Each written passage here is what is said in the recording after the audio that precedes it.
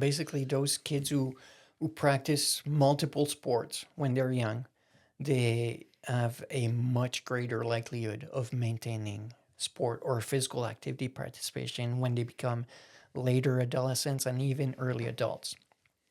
Those kids who were early specializers in a sport, so they eventually dropped out of all of the other sport to focus on just one sport.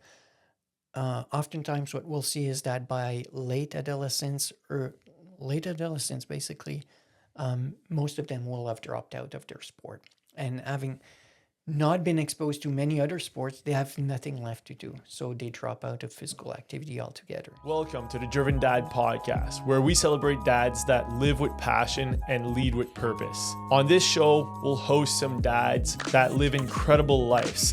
Being a dad is the most important job you'll ever have. Get inspired by our amazing guest dads that refuse to live life in mediocrity and live epic lifestyles with their families. Today's guest is a father of two, avid biker, outdoor enthusiast, and a leading voice in lifestyle medicine. He's a professor, epidemiologist, and head of the Impacts Lab, where he studies how healthy habits can prevent chronic disease. We talk parenting, physical activity, and how to live a life full of movement and meaning. Let's dive in. All right, Matt. So welcome to the Driven Dad Podcast. Thank you for having me. It's my pleasure. So I've been reading about your work. I'm not going to lie. I'm pretty excited about what we're going to be talking about today. I actually learned quite a bit about you and what you do. So we're going to get right into it. But before that, I want to ask you something. So as a biker, how many bikes do you realistically own? Do I count only my own or the family's bike? I like to include all the bikes. It sounds better. Okay. Because you know how it works, right? The kids need bikes. So I look at, maybe I could use a bike like that, but it's going to be my kid's bike. And now your kids are at an age where you can maybe steal one here and there. Yeah. Once in a while, I'd like to ride a hardtail today, so I'll take Catherine's bike, and it goes like that. So how many bikes in the household? Probably close to 20. Yeah. Nice. That garage must look awesome. Yeah, it's quite nice. Awesome. I love it. So you're the father of two daughters, two teenage daughters. Along the years, how has your view on parenting changed as they progress to an older age in the teen years? They change day to day, really. My views, having teens in the household, we learn every day, and it's such a difficult task to be a parent when you care for it, like you're going through that yourself, but constant questioning, eh? Right. Like before having kids, it feels as if you have all of it figured out. You're gonna do it that way, and you talk about it with your partner, and but when it happens, wow, it's quite a challenging task, huh?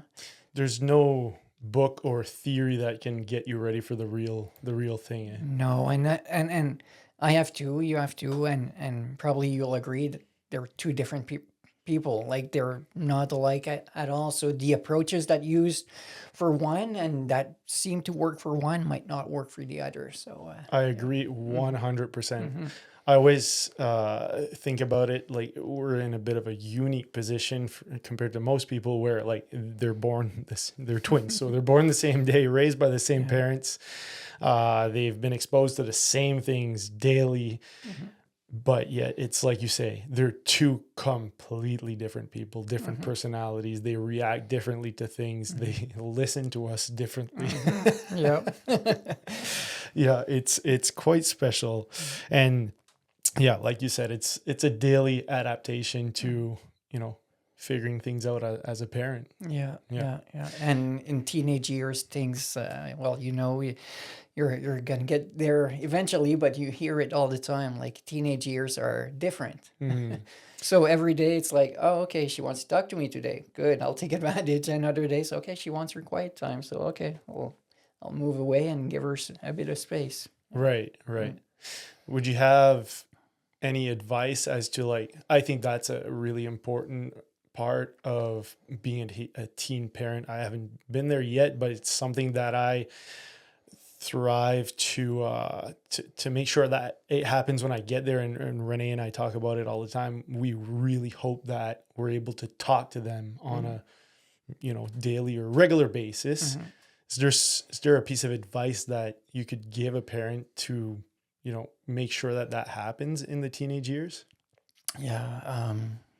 Like I can give advice. I'm not sure it's any better than any other people's advice, but just listen when they're ready to talk, and it's on their terms, right? When they're teenagers, sometimes they want to talk, other times they don't. But whenever they want to open up, even though it's oftentimes at my bedtime that these things happen, I take advantage. So they start talking about their day, about the people in their lives, and all that. So those are the precious moments I make sure I'm fully present. So, Right. Stop what you're doing and just exactly. listen. Yeah. Yeah. I think that's probably like a really good golden nugget for parenting is I'm not really there yet too much, but when they're talking, stop and listen attentively. And that's also something where we're in a phase of humanity where like 100% giving someone 100% attention is hard and it's rare. Absolutely. And the age your kids are at right now, I'm like they're seeing the world for a first time. Like there's so many firsts in their lives, and so whenever they see things and they appreciate new things, it's a moment for you to rediscover all those things that you've taken for granted all those years. 100%. Yeah, you're right about that. So, how do you and your wife incorporate an active lifestyle with your family? And how do you encourage, at this time, two teenage daughters to, I'm sure they've grown up in an active type family environment, but sometimes in the teenage years, some kids tend to go in a different path and do their own thing. So, how do you guys encourage that as a family, an active lifestyle? Yeah, well, it's always been part of me and my wife's lifestyle. We've always aimed to be active, to aim for fitness, and we continue to do that through parenthood.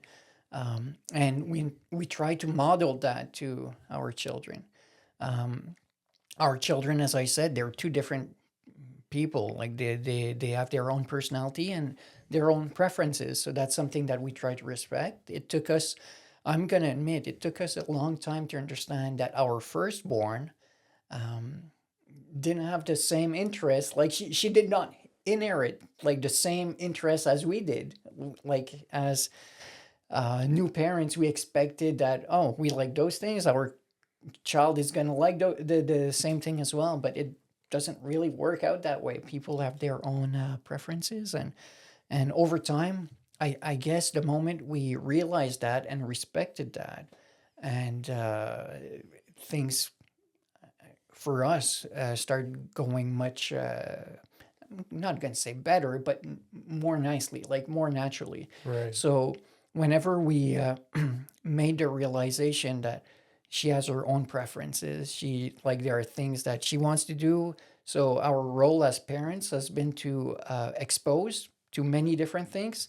And whenever she or the two of them discovered a passion for something, it was to support. So expose and support were the two big things that I think we did. And nowadays they have two different sort of lives, different interests, and they remain active, but in a very different ways. So that's super interesting. I don't think a lot of people talk about that perspective because even I'll admit, like, I'm an advocate in saying, like, expose your kids to, things that you like, and chances are they're going to like those things too, which I still believe there's truth to that. But it's super interesting that you're saying, like, yes, expose them to those things and all sorts of things, but then, listen and observe and you'll find out, what they really enjoy doing afterwards. That's cool. I like that. I like that. And I can definitely relate to that because specifically, Olivier and I, my son and I, are very similar. Mhm. It's very easy to do things in general together. Yeah. It's not hard work. Hmm.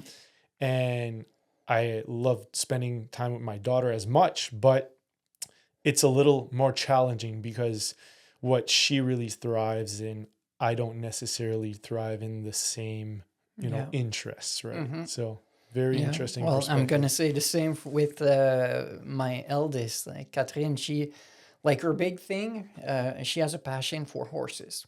Okay. Like she'll spend days working around horses, just being outside with horses and things like that. It's never been part of my life. I never had real interest in that kind of things, but Right. that's what she enjoys. And over the years, we've supported her around that, and she developed a passion, and through that passion, she learned so many things, and so But when you see your kids being passionate about mhm, anything, it doesn't matter if you don't care about it yeah, really. When mhm, you see them being passionate about something, it's like, let's go. I'll absolutely, take yeah, all my time, all my yeah, money. I'm in. yeah, yeah.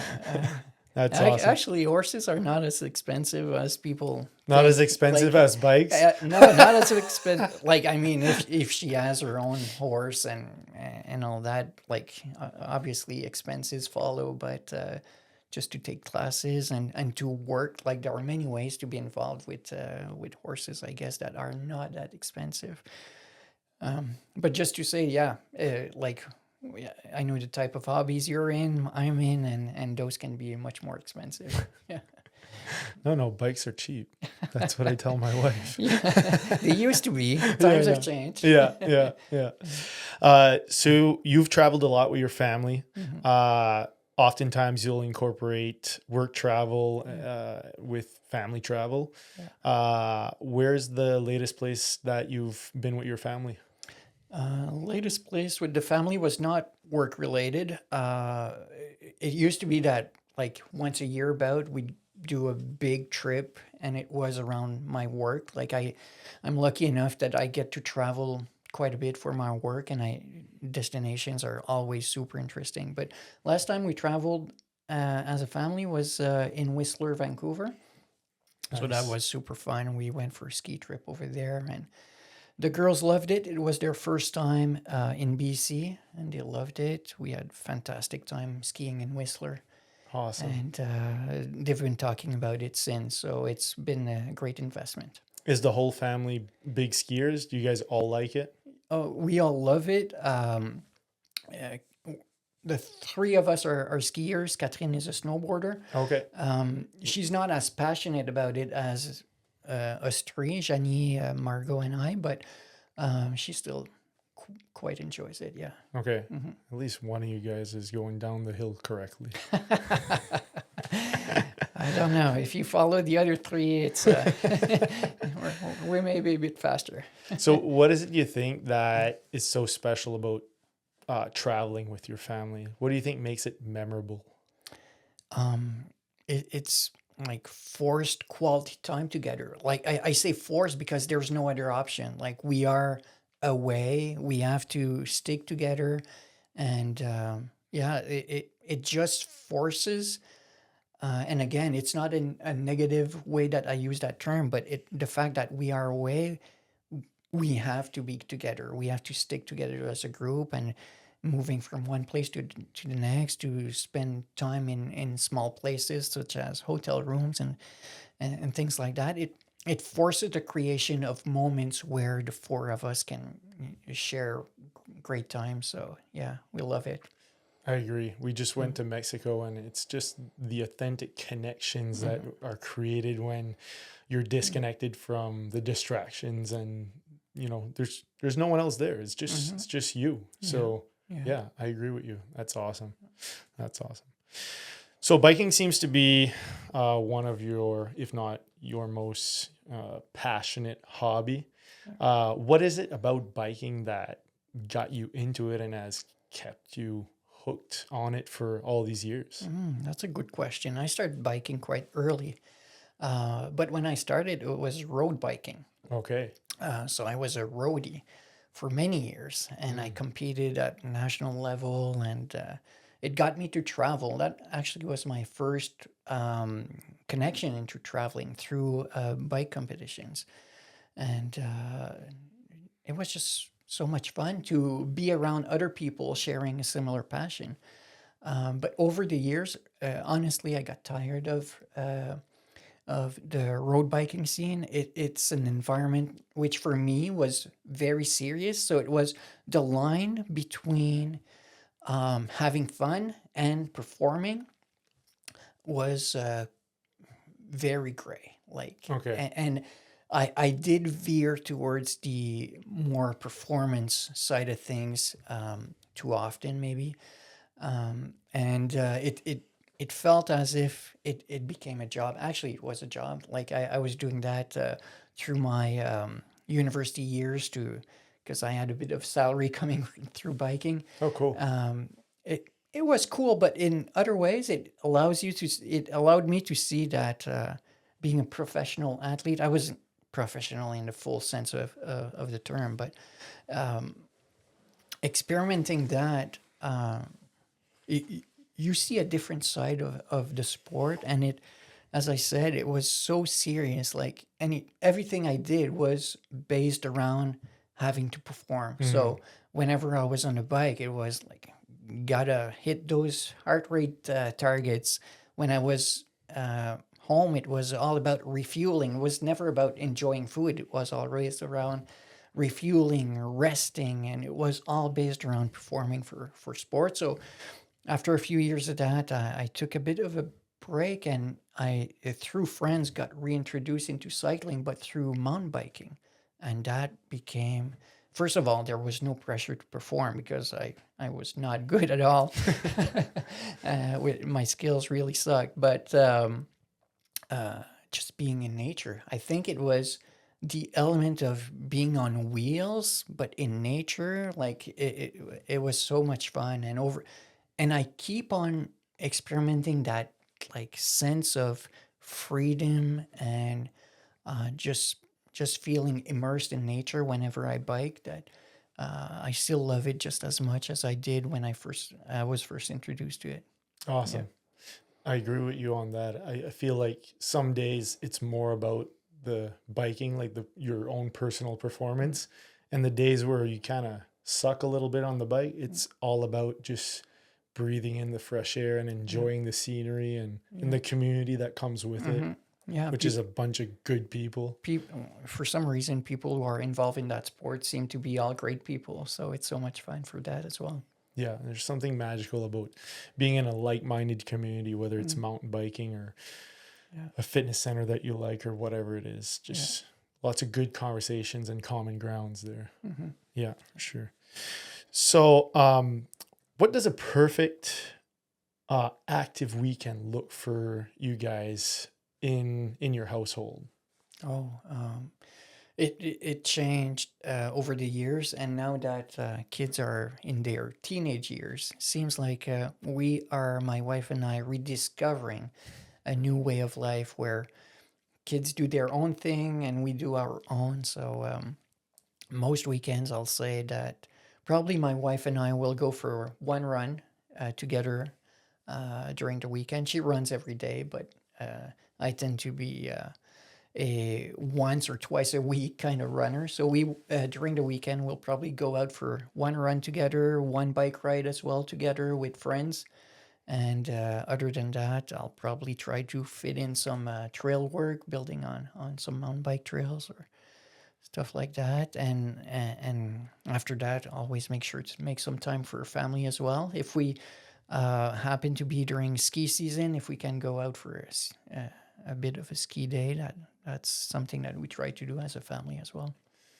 Do you feel like now that your kids are in the teenage years, does it feel like pre-kids again with your wife a little bit, like freedom wise? Yeah, it's so new to us, but yeah, absolutely. It's like the the kids are somewhat independent, and they don't always want us around. So oftentimes they make it clear that they'd like to have some of their own time. So it it's new for Margot and I to have that sort of freedom, that's more time and all that. So yeah, we enjoy it. We enjoyed the years with the kids, but we are starting to enjoy this new lifestyle as well.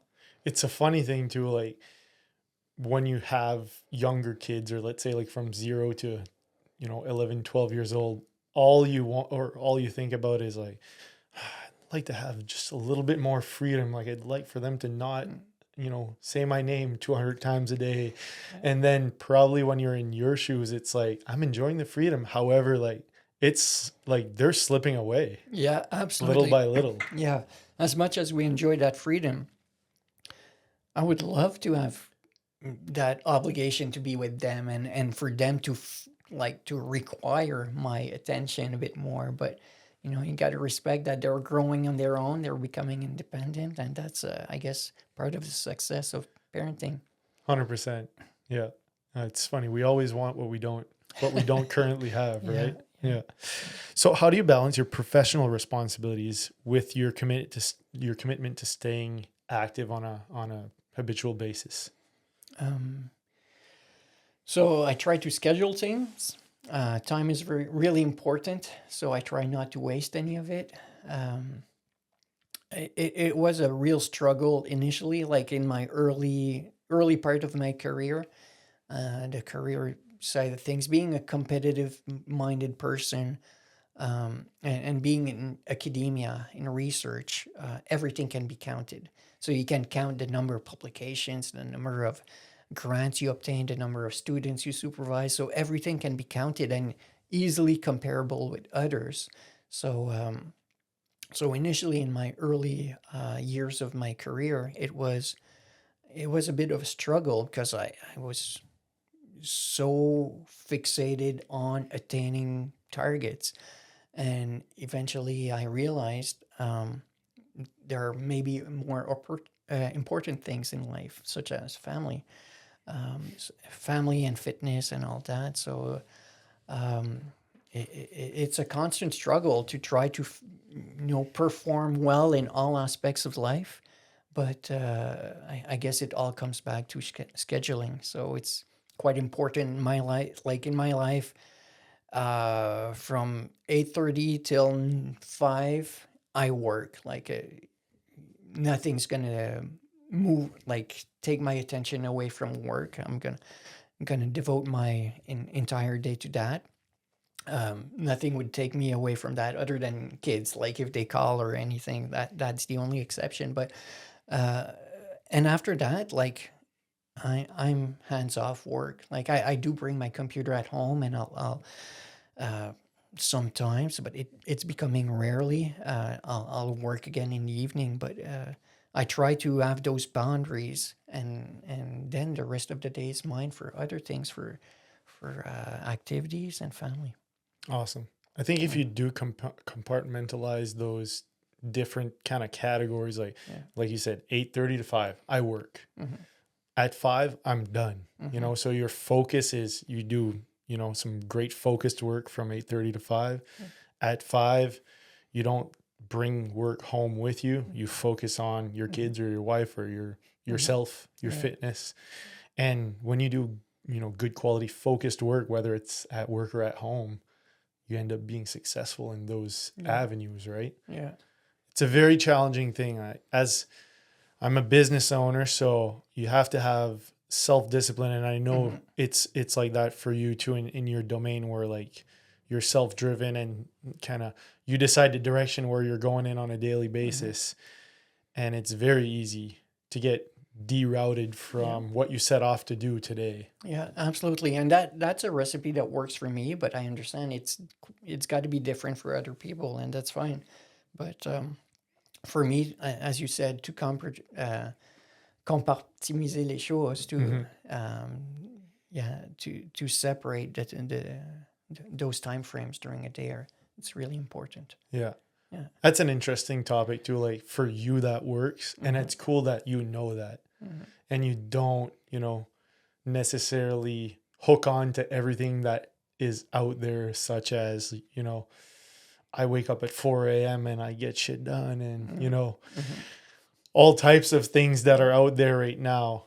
I think that's super important to experiment with yourself over decades, essentially, not just, a week or two, but what works for you.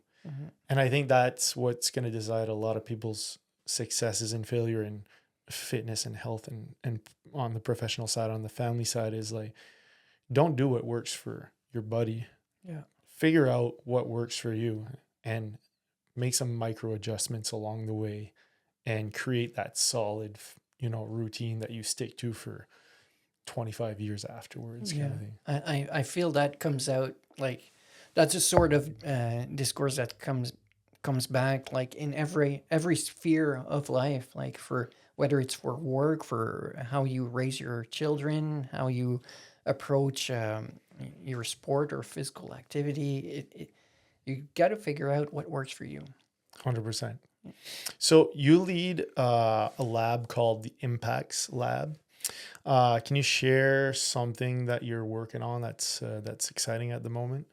Yeah, well, in that lab, we try to investigate how lifestyle behaviors influence health outcomes in life, and we do that through many different studies. We have lots of research going on right now, and some of them, which I lead, we follow up people over time, like big groups of people. Some of them are thousands of individuals that we followed up for multiple years, and frequently we ask them questions. We measure stuff among those people, and one of those big studies is the match study. And the match study started in 2011. We recruited almost 1,000 kids from New Brunswick, all around the province of New Brunswick. And they were 10 years old when we recruited them.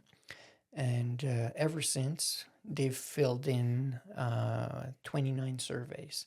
So it's the only study in the world that assesses physical activity and sport participation as frequently as we have done, and for as many years as we have done. And with that study, what we try to do is first of all, describe how physical activity changes over time. So from the age of 10 till participants are now in their mid-20s. So how did physical activity participation change for those individuals over time? What influenced those changes? And whenever there were changes, how did that influence their quality of life, or their mental health, or various health outcomes? So that's one of our big study, and we have several other studies like that one, but match study is probably one of our biggest one. Okay. Okay. Very interesting. So you've published over 150 articles. What's one finding in those articles that you think more people should know about? Oh, okay. Good question.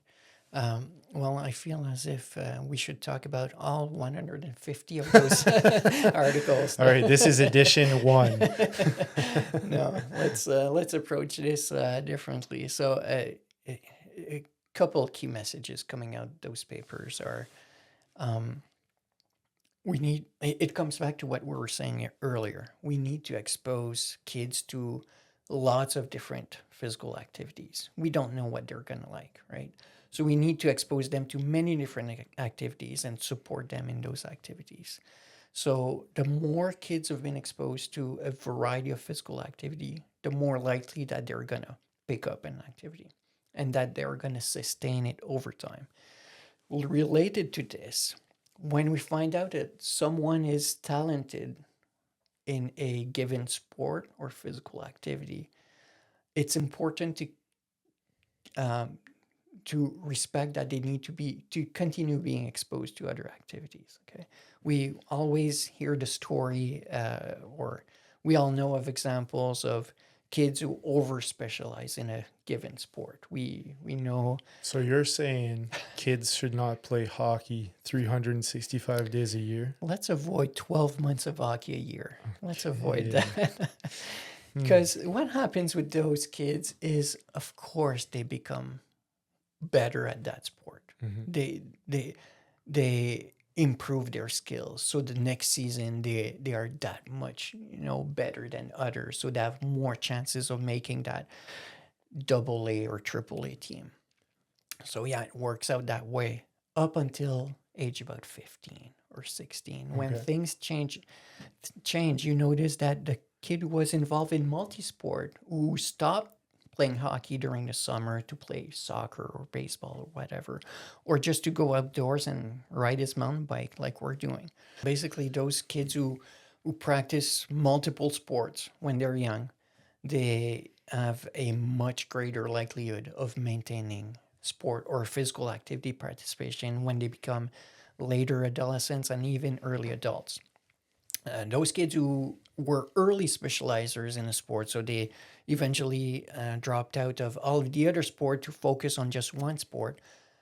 Oftentimes, what we'll see is that by late adolescence, basically, most of them will have dropped out of their sport. And having not been exposed to many other sports, they have nothing left to do. So they drop out of physical activity altogether. So That's that's a crazy. big danger of specializing too early in a sport. Yeah. I was listening to a podcast the other day, and they were saying that I believe it's like Finland or one of those countries that because of exactly what you just described, they don't count scores. They don't have competitive hockey, soccer, whatever Yeah. until I'm going to say like maybe 10 years old, something Mm-hmm. like that, Mm-hmm. to make them fall in love with the sport itself and the Yeah. joy of the sport, Yeah. and not with the drive to become, a certain level at that sport. And what was extremely interesting was whichever country this was, they're one of the most successful countries in Olympic sports and professional sports. Yeah. And the stats of kids that played hockey or played whatever sports for a long term was higher than all the comparable countries Yeah. that Yeah. did it the conventional way. Absolutely. They have it figured out, and it's the recipe is not complicated. Like the solution is there. Like those Nordic countries that you refer to, they have no competitive sport before the age of 13 it is. Wow. And the way it works is they have tons, everyone has access to tons of sports for almost free. Sports are accessible to everyone, and there's no team selection. So early on in the season, for example, there's division of teams, but it's not based on talent. Everyone's got a place to play, and at a certain age, they start counting scores, but there's no competition in terms of a regional championship or provincial. There's actually no provincial leagues, no national leagues. Uh, New Zealand has adopted the same approach. I think Australia is moving in that direction as well. I presented the approach to Sport Canada just last year. They thought it was interesting, but not biting anytime soon. Yeah. Well, you're going to like, although you're right about it, in my opinion, you're going against the grain hard. Yeah, yeah. It's Well, it, it seems like we're even moving in the other direction here with some of the 100%. It's uh, getting worse. yeah, Yeah. some of Yeah. the elite sport are becoming privatized. So it's not Mm. even the sporting association that are responsible for some of the leagues and organization. It's becoming enterprises. So Right. Because yeah, if like you can argue facts and stats and scientifical facts and stuff, but if there's a private entity, then marketing and yeah, sales is going to be they have to make money. So people need to oh play yeah, all year round, yeah, whatever sport that is. yeah, So I know where we're from. I always think about hockey. Like my kids don't play hockey. I've played hockey all my life, but I think I was in a complete different era mm, than we are in now for our kids.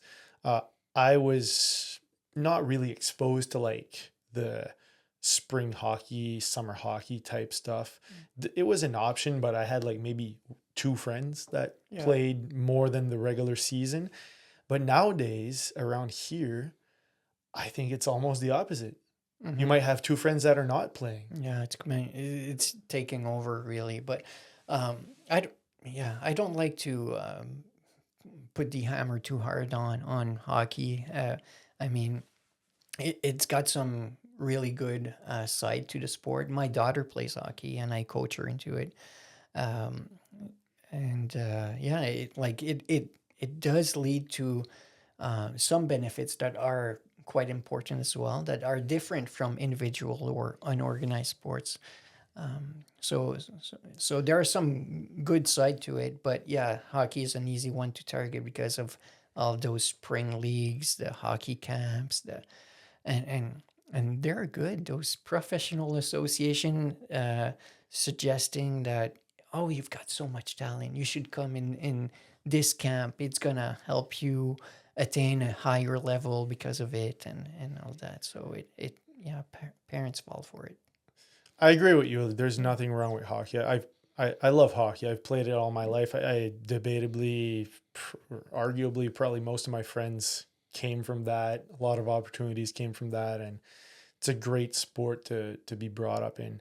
But how would you argue this point with present parents? If someone brought it up to you with like enthusiasm, like you kind of just described, like, yeah, but my kid loves it. He wants to play hockey. After a season is done, he wants to play spring hockey. It's fun. All his friends are doing it. He sees how better he comes, like he gets for next season and stuff like that. How do you argue that? Because that's where I stop talking. I don't believe in it, but how can I argue it? Yeah, it's well, I probably am the same because I like through my work I get to share that message to a wide audience about the importance to diversify sport exposure and all that. But when it gets to one-on-one discussion about that, I feel sometimes people have their mindset already. So whatever I'm gonna say won't make much of a difference. But yeah, whenever the discussion comes up, I guess I ask if have you ever asked your kid if he or she wants to do something else, or are you are you sure she wouldn't like to have a break maybe from the sport for a couple of months in the year so that she comes back being more fresh when fall comes. Yeah. Be fun if that information would be more mainstream, right? Like over and above the marketing of like the privatized, spring hockey schools and all that stuff. It'd be fun if the kids would be informed of that, not just the parents, right? That's a good way. If it would become more of like, well, in the summertime, it's healthy for us and good for our hockey career that we go do something else. That's not something that's educated to the kids, right?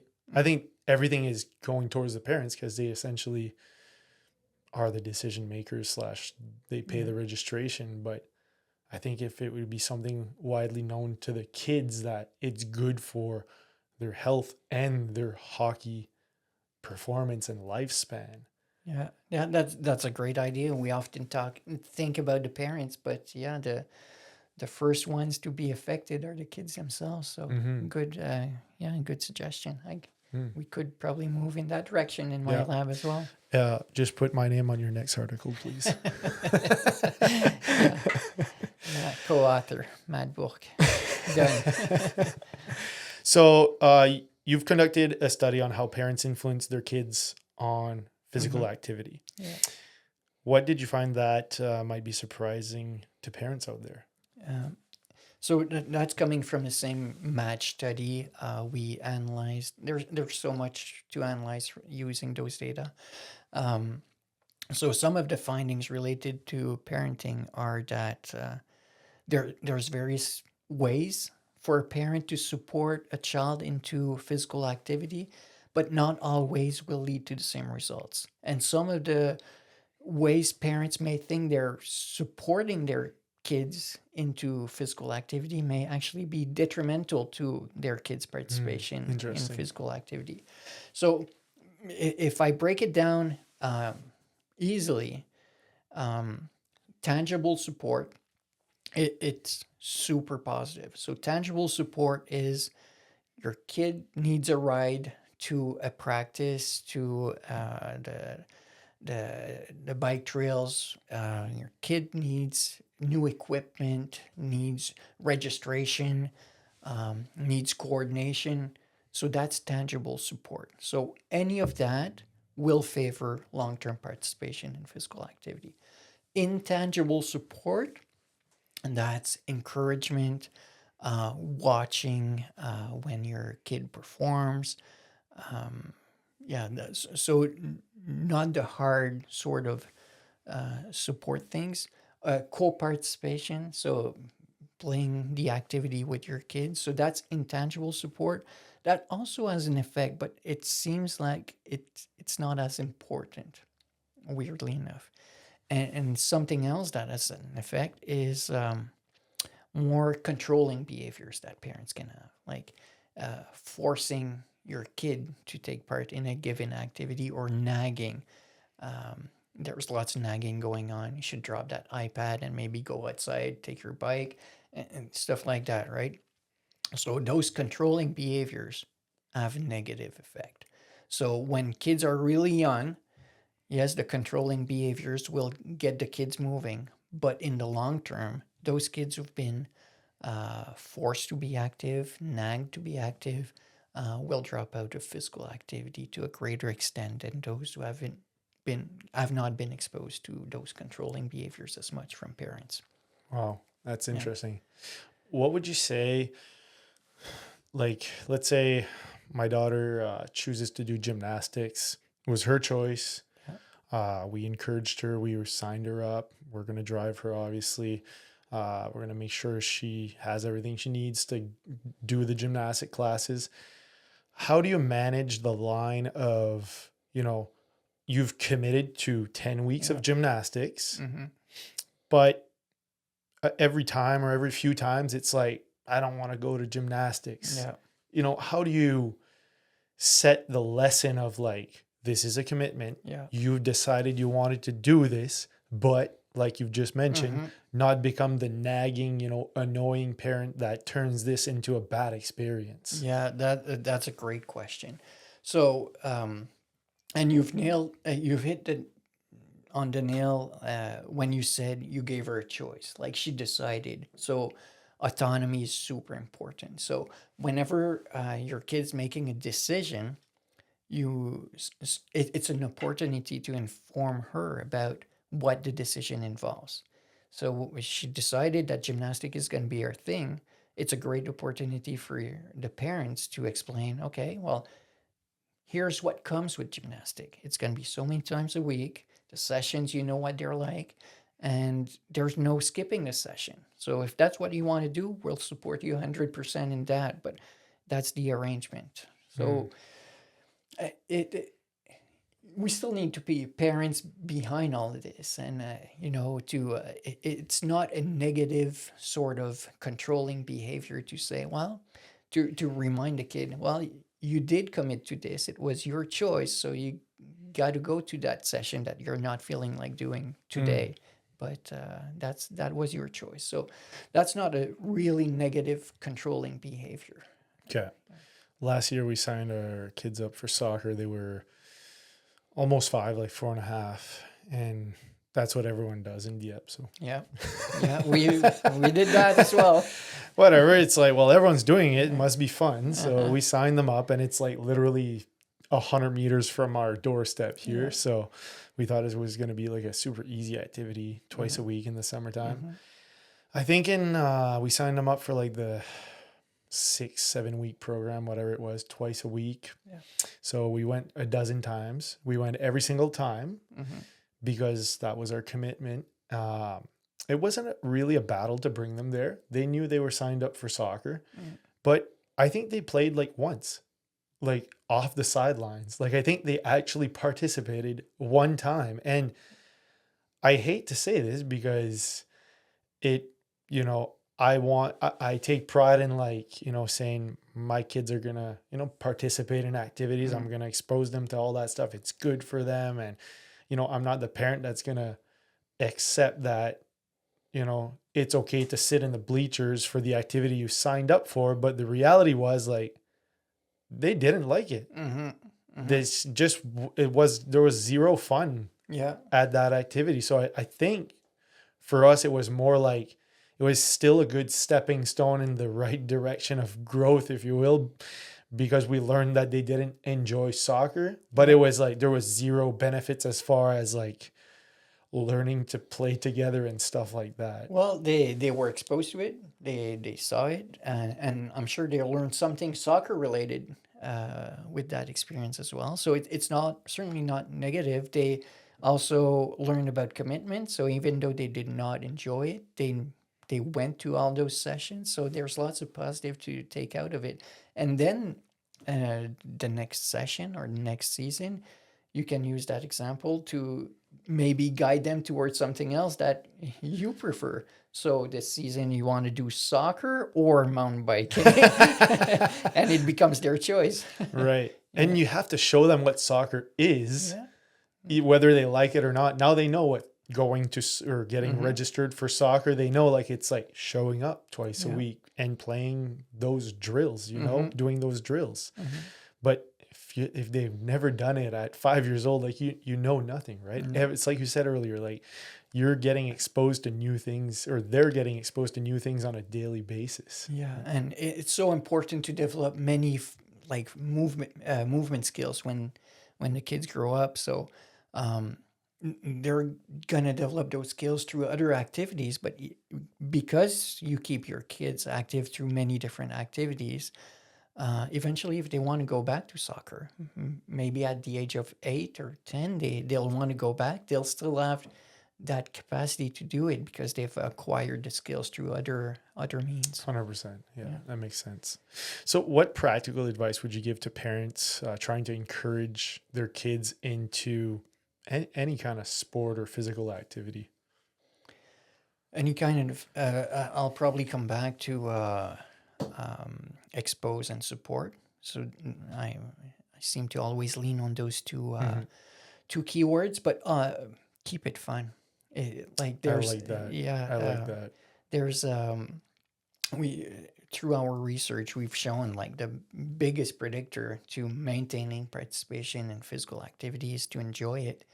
And what is okay, that's something else that maybe you're gonna like is what makes an activity enjoyable. It's different for everyone. Like you may enjoy one activity, I don't like it, but I like something else which you don't like. And there are three components that usually defines what someone likes or doesn't.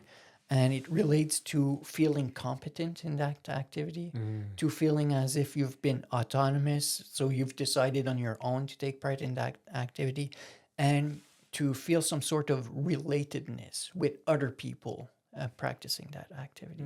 So those three key elements are usually required for feeling as if something is enjoyable. Is that different, let's say, for a kid that's 5 compared to a kid that's 10? It is different in the sense that for them feeling competent is not measured the same way as another kid, right? So when someone is 5, just being told that, hey, you're good at this, they'll feel as if they're good, right? They don't self-assess, they don't compare themselves to others. When they get a bit older, you have to find other ways to promote that feeling of competence. So it's easy for the kids who outrun everyone's and throws a ball faster than everyone and all that. But for the other ones, you have to find ways to promote that feeling of competence. So sometimes it's oh, that thing you couldn't do before, now you can. Yeah. So celebrate those small successes. Yeah. I always, in the stage that we're in, when we go snowboarding or biking or on an adventure style thing, snacks. Yeah. Snacks is the key. Yeah, absolutely. And just like, it's always about something else, not about the actual activity that we're doing. It's always about like, going from here to that, Yeah. that patio over there or that little cabin over there. Let's go see what's over there. Yeah. Okay, well, let's get, to the lodge and we'll have a hot chocolate or something like that. Kids love adventures. Mm-hmm. I remember bringing our kids cross country skiing and snowshoeing, two activities that can actually be quite boring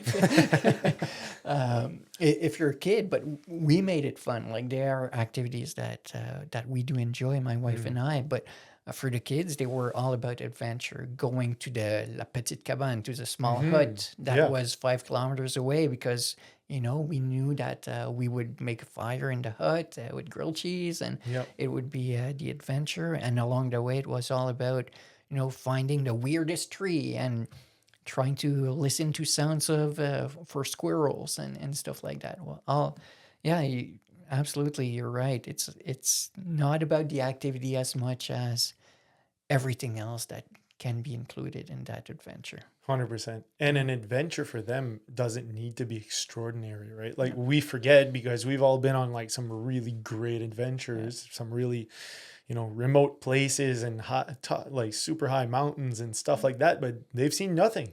Yeah. Like Poli's huge. Yeah. Poli Mountain's a big hill for them, right? Yeah. It's all new for them. So even just going in our backyard here and doing a bonfire, like there's little corners of the woods that they've never seen before. So it's a pretty wild adventure. Give them a little freedom to go, on their own for a little bit. It's wild for them. Yeah. Well, everything's new to them. So. Yeah, exactly. Yeah. So big question here. So if you could change one thing about how society approaches health and fitness in general, what would that change be? Oh, that's another good question, Matt. It'd be great for people in general. You realize that much of the people we're surrounded by realize that, but for society in general to realize that they have power over their own health. It it it's not their physicians or nurse practitioners' job to make them healthy. It's their own responsibility. I guess that would be a number one. There's so much that we as individuals have control over through our diet, physical activity, sleep. Those are easy behaviors and they're lifestyles. And people often forget, like they'll hit the gym for 12 months and go on a diet for a couple of months and okay, I've attained my goal, so now I'm free to go. But no, it's a lifestyle for life. That's why we call it lifestyle.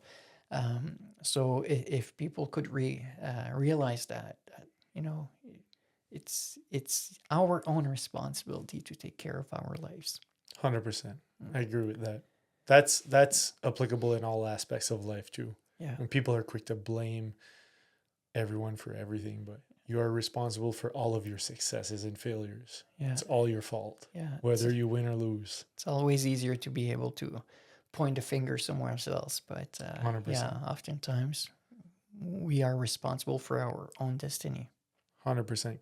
Could not agree more. So what's a big personal or professional goal that you're working towards right now? I haven't really thought about that, but to maintain balance, I guess. Any big events coming up, like personally?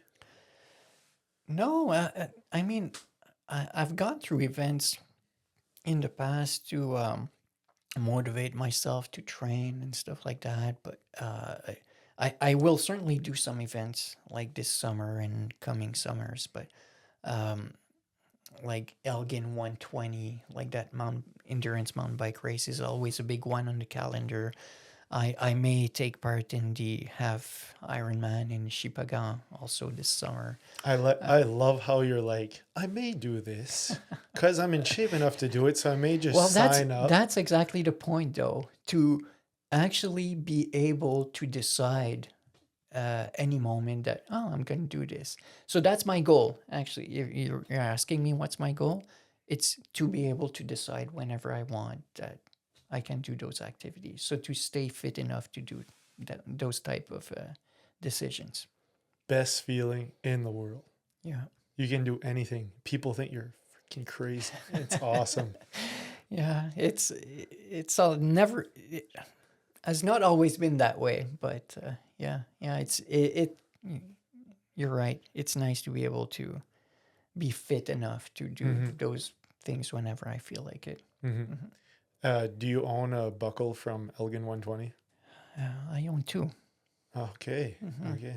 Not bragging or anything. No, Just I'm not bragging. I don't wear it right now. I would wear both of them. Yeah. That's awesome. That's like on my bucket list for sure down the road. Mhm. But yeah, that's a big one. For those who don't know, the Elgin 120 is 120 kilometers of mountain biking in pure, rooty, crappy cross country trails. Not crappy, but just like brutal. And you did not mention elevation. Right. It's lots of climbing. Right. Lots of climbing. And the top 30 finishers, or what is it for a belt it buckle? changes from year to year, but it usually is around 25 to, around 25. So it's a prestige to get a belt buckle, just so you guys know. Everyone around here would love to have one of those on their wall or on their belt or whatever. Yeah. If you'll know when I have one, because I'll be wearing it. Soon enough, Matt. If you want it, it's within reach, I guess. 100%. Oh, you're gonna motivate me here. Here we go. So before we leave here, one last question. So when you think about the legacy that you want to leave behind, through your work or as a father, what comes to mind? That also, like, there's no easy question here. That's something that got me thinking about the way I approached work a while back. I felt as if everything was work, work, work, and I was dedicated to it and was good at it and experiencing quite a bit of success. But I don't think people will remember me for my work in the future. So that's when the moment I realized that is the moment I realized no, I need to concentrate on myself, my family, my friends, and hopefully someday people will remember me for having be just a generally good person involved in my community, and hopefully my family will remember me for similar things. Awesome. I love that answer. Well, Matt, thank you very much for being on the show. Thanks for being the awesome person that you are, the awesome dad that you are, and for inspiring us all. Thank you very much, Matt. It was fun. Same here.